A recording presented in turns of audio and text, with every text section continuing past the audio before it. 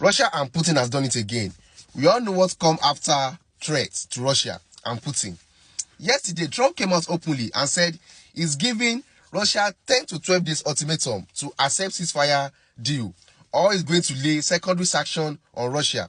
Shortly after that, Russia launched attack on Ukraine prison facilities and unalived 54 people and injured over 140 people in the prison. Ukraine claimed it was a deliberate act to unalive prisoners and said it's a war crime. Ukraine said those attacks were carried out on prisoners, that they are not soldiers.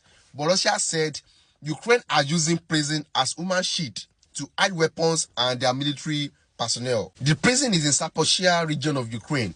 Zelensky was so happy yesterday when Trump claimed he's going to lay secondary sanction on Russia. He was like, that's the good deal. That's what he was supposed to do. But Russia replied with fury.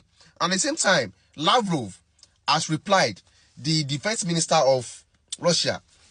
He said, Russia has been fighting this war alone for the first time in history. He said, during the First and Second World War, they have allies. But for the first time, they are fighting alone against 42 countries, which is 32 NATO countries and the other European countries, even plus Ukraine.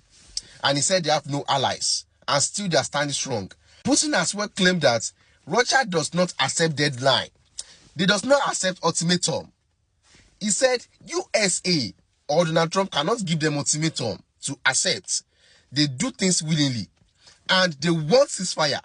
And let's think about it. Let's think about the last time they met in Istanbul, in Turkey.